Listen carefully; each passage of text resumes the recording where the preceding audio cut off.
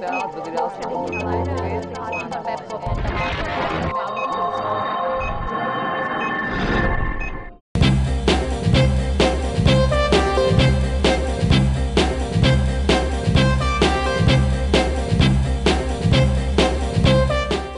And अस्सलाम वालेकुम viewers, मैं आपकी होस्ट माया अली और आप लोग देख रहे हैं एंकर नंबर 1। होने वाले वाक़े से सभी आई फॉरगॉट द वर्ड वाकिफ होंगे। मैं आया भी क्योंकि काफ़ी दूर से था फैसलाबाद से, क्योंकि फर्दर अगर राउंड्स होते तो ज़्यादा प्रॉब्लम्स यूँ लगता है कि ये एक अना की जंग बन चुकी है। पंजाब हुकूमत भी मानने को तैयार नहीं, डॉक्टर्स भी मानने को तैयार नहीं। आंखों में तूफान, होठों में नगम बीते हुए सारे वो लम्हे हैं जब कोई आया था, नजरों पे छाया था, दिल में समाया था। जी व्यूअर्स, यहाँ पे जितने कंटेस्टेंट बैठे हैं वेट कर रहे हैं अपनी बारी का कब वो अंदर जाएं और अपनी परफॉर्मेंस दें। जो मेल कंटेस्टेंट है वो साइड पे बैठे हैं और मैं देख रही हूँ कि यहाँ पे लड़कियाँ भी बैठी बातें कर रही हैं, और वो क्या बातें कर रही हैं मैं भी जाके ज़रा सुनूँ उनकी बातें। जी अस्सलाम वालेकुम। वालेकुम अस्सलाम। क्या नाम है आपका? रिशा। रिशा, मुझे ये बताएं पहले आपके नाम का मतलब क्या है? इसका मतलब है इजहार करने वाले। आज आप क्या अंदर जाके इजहार करेंगी? बस जो उनकी रिक्वायरमेंट्स हैं आई विश के मैं उनके अकॉर्डिंग उनको एक्सेस कर लूँ।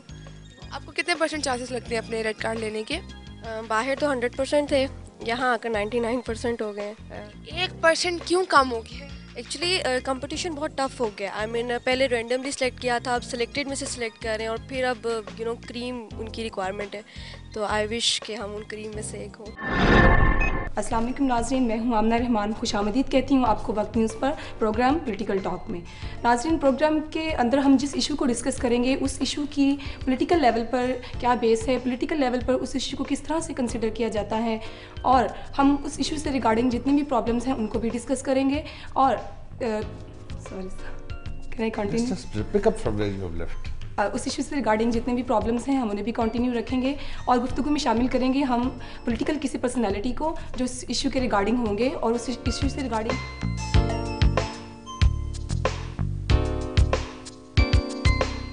अपने डिस्कशन के बाद हम इस कंक्लूजन पर आते हैं कि गवर्नमेंट को चाहिए कि जो पर्सनल्स इतने कमिटेडली अपने प्रोफेशन के साथ हैं उनको उनके फैसिलिटेट किया जाए, उनके जो भी प्रॉब्लम्स हैं उनको रिजॉल्व किया जाए। और दूसरी साइड पे अगर हम यंग डॉक्टर्स की तरफ आ जाते हैं तो यकीनन वो इतने पैशनेट होते हैं कि उन्हें अपनी कमिटमेंट को भी साथ लेके चलना चाहिए। यकीनन उनके भी बहुत से प्रॉब्लम्स हैं, लेकिन जहाँ पे बात आती है खिदमत खल्क की या उनके प्रोफेशन की, तो यकीनन उनके लिए तरजीह मरीज़ ही होने चाहिए, उनके इश्यूज़ भी साथ साथ आते हैं।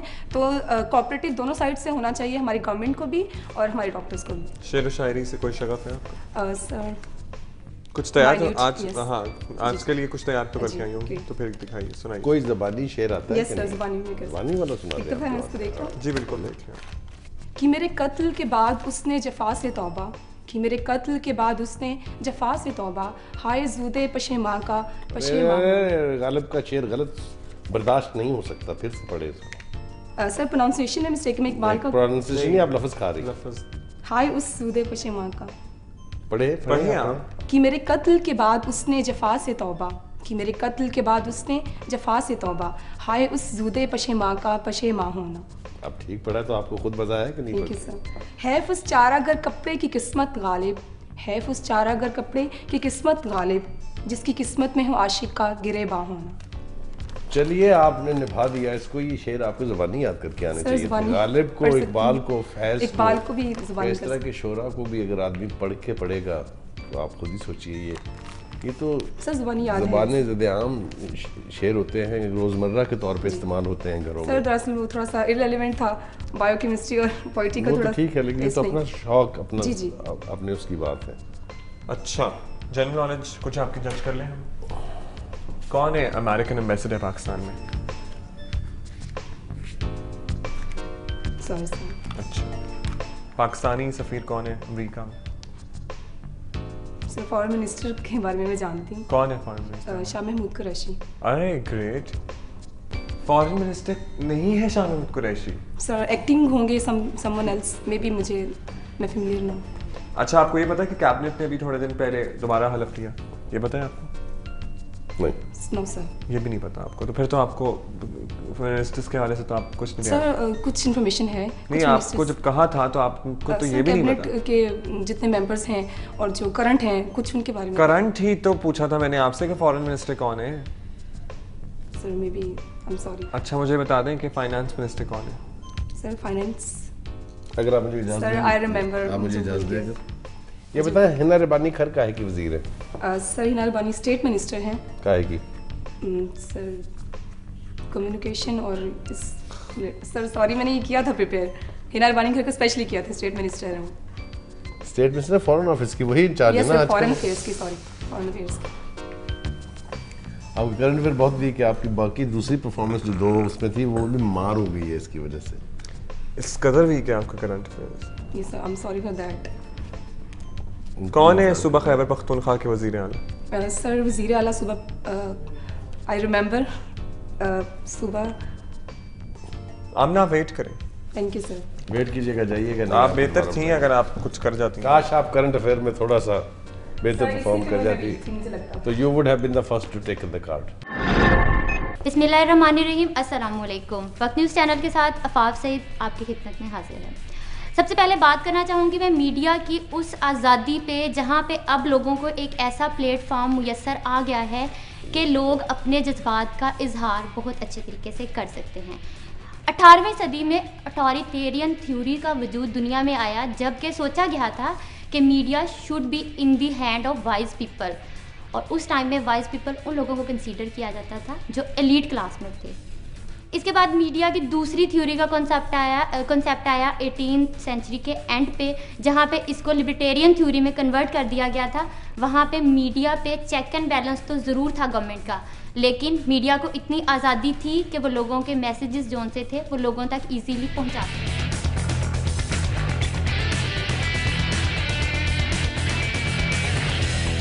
अब जनाब हम बात करते हैं करंट सिचुएशन पे, करंट सिनेरियो पे। इसके मीडिया ने आजकल कौन सी थ्योरी अप्लाई होती है? Social responsibility theories. और जहाँ पे सोशल रिस्पांसिबिलिटी थ्योरी नहीं अप्लाई हो रही वो अरब ममालिक हैं, लेकिन अरब ममालिक में फिर लिबिया में जो इनकलाब आया वो पूरी दुनिया को अपनी लपेट में लेगा, क्योंकि वहाँ पे भी मीडिया के थ्रू इतनी रेवोल्यूशन आई है।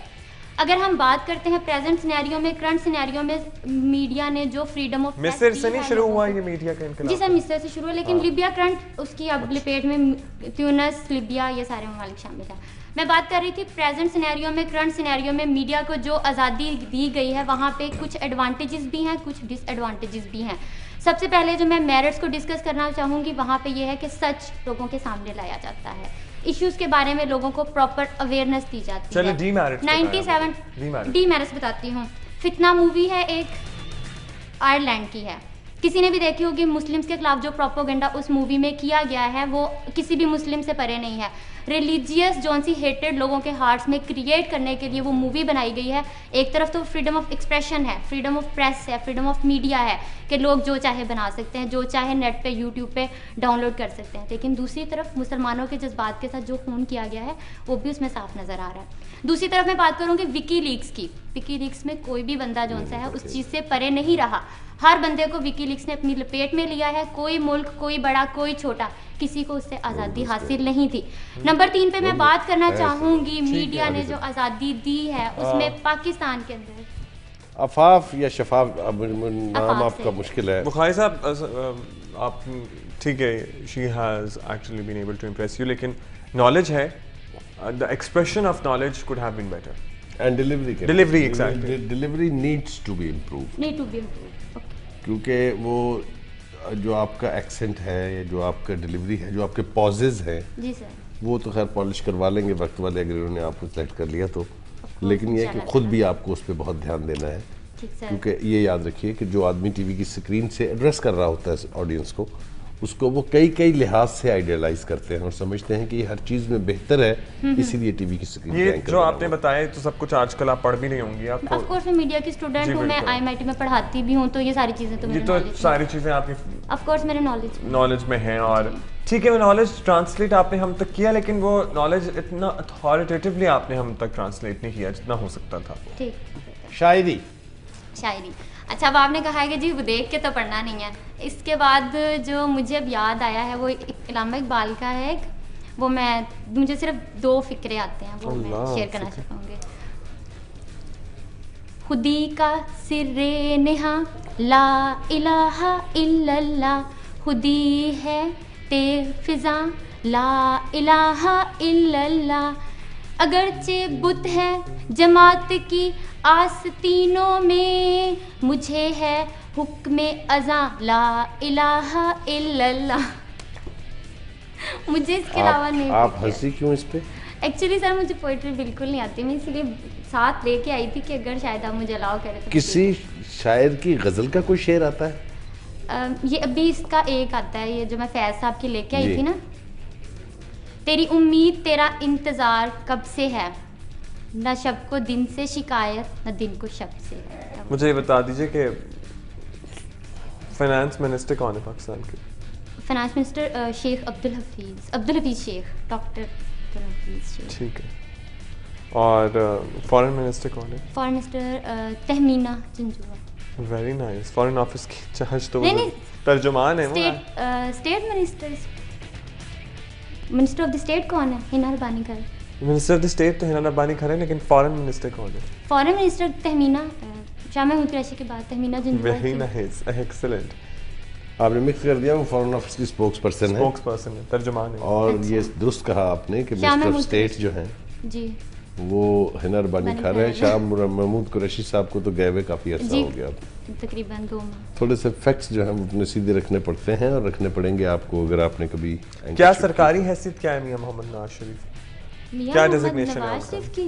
डेजिग्नेशन क्या है? ऑफिशियल डेजिग्नेशन क्या है सरकारी? अपोजिशन लीडर है वो। अरे वाह, नहीं सही कह रही हैं जी, बताइए सही, ठीक है। कायदे इस खिलाफ पीपल्स पार्टी नून लीग के वो हैं, प्रेसिडेंट तो शहबाज शरीफ हैं। अरे वाह, excellent excellent excellent, thank you Afaf. Wait करें आप थोड़ा सा। Thank you.